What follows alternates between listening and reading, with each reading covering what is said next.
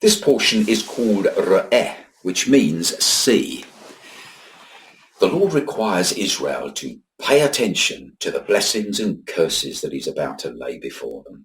It covers from chapter 11, verse 26 to chapter 16, verse 17.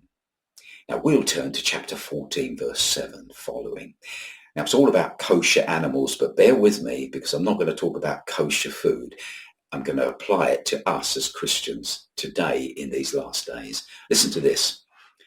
Nevertheless, these ye shall not eat of, them that chew the cud, or of them that divide the cloven hoof, as the camel and the hare and the coney, for they chew the cud, but they divide not the hoof. Therefore they are unclean unto you. And the swine, or the pig, because it divideth the hoof, yet cheweth not the cud, it is unclean unto you. You shall not eat of their flesh, nor touch their dead carcass. Unquote. Now there's an incredibly appropriate warning for us in these last days in this portion, and surprisingly it involves kosher and non-kosher animals. There are 4 in question. In order to be kosher, that is acceptable for Jews to eat, an animal must fulfill 2 requirements. It must chew the cud, the grass, and possess split hooves. Now, all the animals mentioned in the quote fulfill only one of these stipulations. Therefore, they are all non-kosher, they're unclean, they're forbidden to Jews. The first 3, the camel, the hare, and the coney, or as we call it, the hyrax, all chew the cud all right, so that's good, but they do not have split hooves, so they're non-kosher. But the swine, the pig, fulfills the requirement for the split hooves, but he doesn't chew the cud, the grass. This animal, therefore, is not only non-kosher, it's the worst of them all, and I'll explain why. And it's so relevant to us today. The 3 that chew the cud announce, as it were, their unclean status by not having split hooves. It's obvious to anyone that they are treif or unclean. But the pig, he's more deceptive. He exhibits the outward sign of being clean or kosher. He has cloven feet, but inwardly he's unclean. He doesn't chew the cud. This makes the pig the worst of the lot because it's as though he's saying, look at me, I'm clean, I'm kosher. But he's only kosher on the outside. Within, he's unclean. Rabbi Kramer, who died in 1797, compares the pig to those who present themselves as sincere and trustworthy, but are hypocrites, being immoral and deceptive. Jesus himself warned us, quote, beware of false prophets which come to you in sheep's clothing, but inwardly they are ravening wolves. Matthew 7, verse 15. Like the pig, they are outwardly acceptable, even attractive, but inwardly, Jesus said, and notice the word, inwardly, like the pig, they are unclean. Now this has happened throughout history, but it's foundational understanding that the last days will have all the dangers of the past times, but magnified all the more. So in our day, many false prophets have multiplied. Outwardly acceptable, inwardly unclean. Now Paul identified another part of the same problem. He wrote to Timothy in 2 Timothy 4, verse 3 following, for the time will come when they will not endure sound doctrine, but after their own lusts shall they heap to themselves teachers, having itchy ears. And they shall turn away their ears from the truth and shall be turned unto fables, unquote. Paul is saying that the false teachers and prophets will only present a threat because the people themselves will not want to endure sound doctrine. They'll have itching ears, meaning they want to hear about more exciting things than solid doctrine. Solid doctrine's boring. The internet is full of competing interests to that of the church. Many areas have churches that compete one with another. The ones with the more attractive programs, the better musicians and all the rest of it are sucking the smaller churches dry.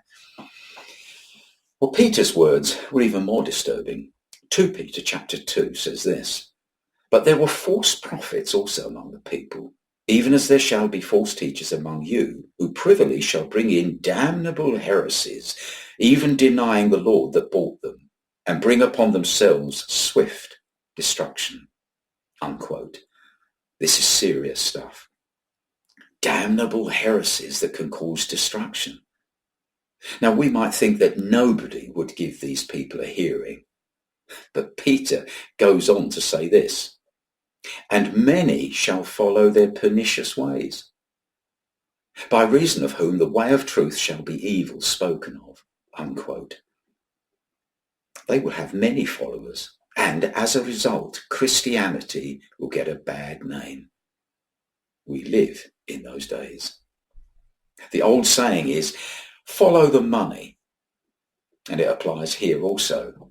Peter goes on to say, "And through covetousness," that is to say greed, "shall they with feigned words make merchandise of you, whose judgment now of a long time lingereth not, and their damnation slumbereth not." Unquote. These are strong words, aren't they? They will become, in other words, mega rich. They will own yachts and private planes, regarding the people really as mere merchandise. But God sees, and their judgment is on the way. And there's more. He goes on to say, "These are wells without water, clouds that are carried with a tempest, to whom the mist of darkness is reserved forever." End of quote. Oh, a well without water is not only useless, it's a danger. People who live in desert areas tell us that clouds that are driven across the sky without providing water are a great disappointment, at the very least. Then Peter describes their words and lifestyle. He says this, "For when they speak great swelling words of vanity or pride, they allure through the lusts of the flesh, through much wantonness, those that were clean escaped from them who live in error. While they promise them liberty, they themselves are the servants of corruption.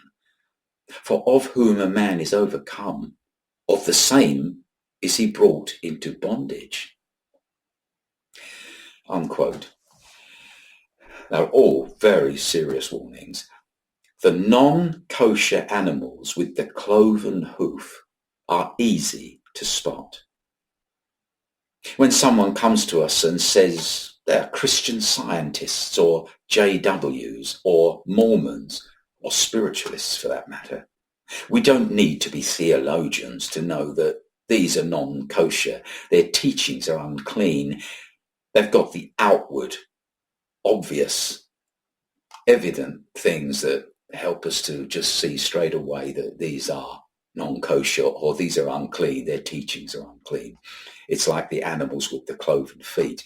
But the worst of the non-kosher animals is by far the swine or the pig, because it appears to be kosher on the outside.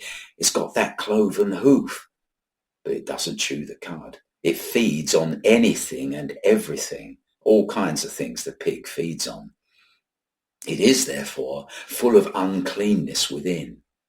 These are the false teachers within the church who fool many more Christians than do the spiritualists and Christian Scientists and Mormons and so on.